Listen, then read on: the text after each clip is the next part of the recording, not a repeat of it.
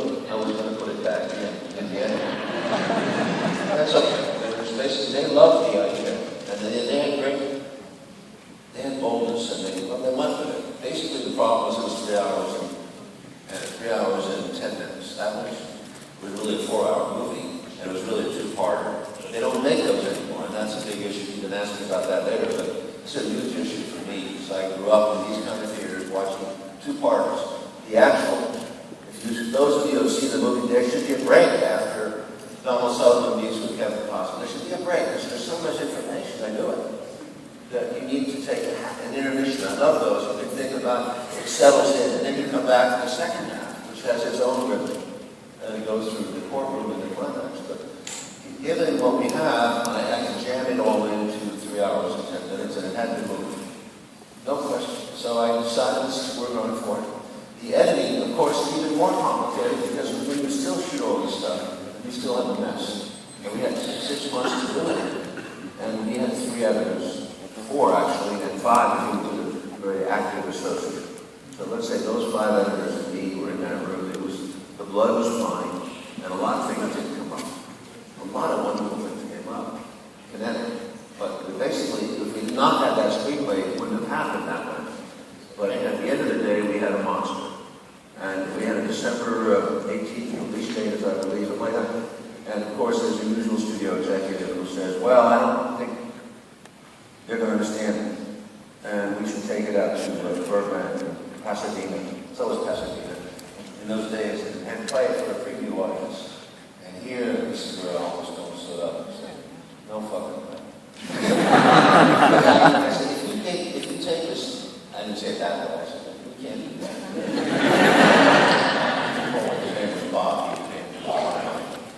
You never get your job after that. Warner Brothers was great, they said, I said, you can't do that, because once you start deconstructing this movie, you're not going to make December 18th, and that's it. Because the moment you get those cards, and they say, and there's a 55 fucking days in that movie, and I understand. She said, but it's going to flow. I said, the whole is greater than the parts. Don't get hung up on the parts. So that is what allowed me, because they had to make that date. We got that whole movie out, and that was an incredible, it was bold. To get a 3-hour and 10-minute movie out without an intermission in those days, still, today's nearly impossible. Even then, it was nearly impossible. To get it out, and then on top of it, when the critics started seeing it again, where they floored, they said, how the hell did this get through the system, right?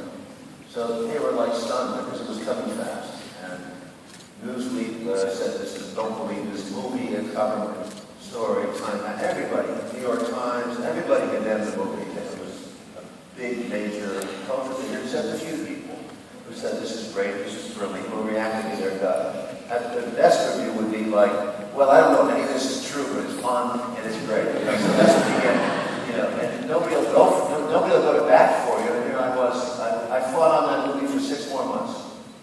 6 months battle through the next, I've never done that before, where you're just defending your right to make this movie and the information of the research. It was not irresponsibly researched, is what you think on what they wrote. Even when they loved it, they condemned it. And we almost got an Oscar for pictures. It was, we were eked out by,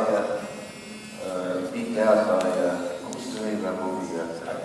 Silence of the Lambs. That was the one. It was a consensual, that was a huge consent. Everyone came. It was the first big horror film like that. Yes. And Bugsy was also a runner-up. I told Warner, I don't think it was, Bugsy was on the same class, right? I want to turn things over to. But it screwed me up, the reputation. I never made a cover like that. It was like I had a car wreck, and at that point I killed somebody, and I would never go back. They'd never let me off the hook on that one forever. So at that point my career changed, and I became more, well, okay, I can't, I'm never going to be loved like Spielberg was loved.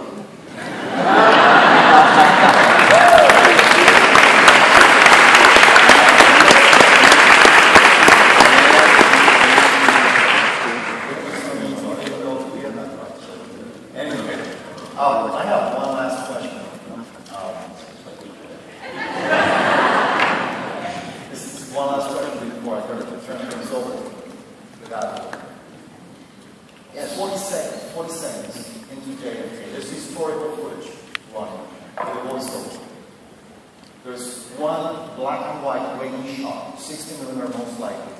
JFK inside the White House. It's a night scene. Standing in the frame.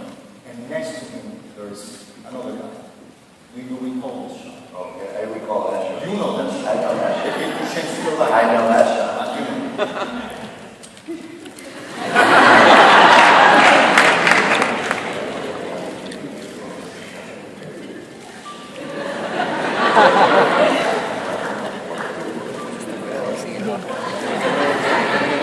Well, we blended, no, I didn't know that.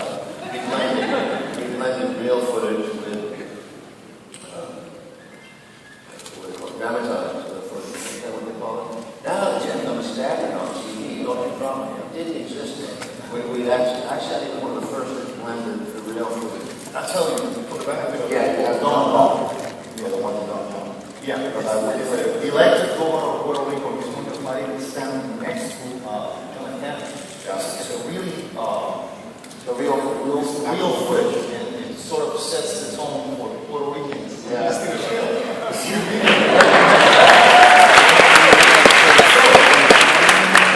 Having seen that, I always wanted to ask you, if you, by any chance, have ever thought of making a film that touches directly or indirectly the Puerto Rican political relationship.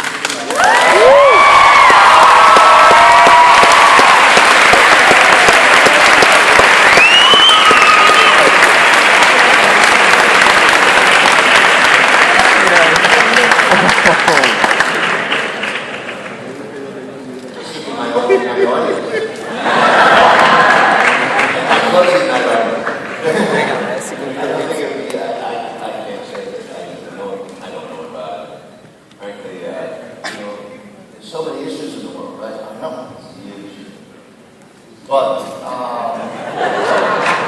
again, I'll tell you what, if you go back and meet the guys with your Mexicans and China shoes and ponytails, you can tell the last time you went to Puerto Rico, there were 1,000 guys and college professors standing in line to watch that film. Right. So, I want to thank you so much for being here.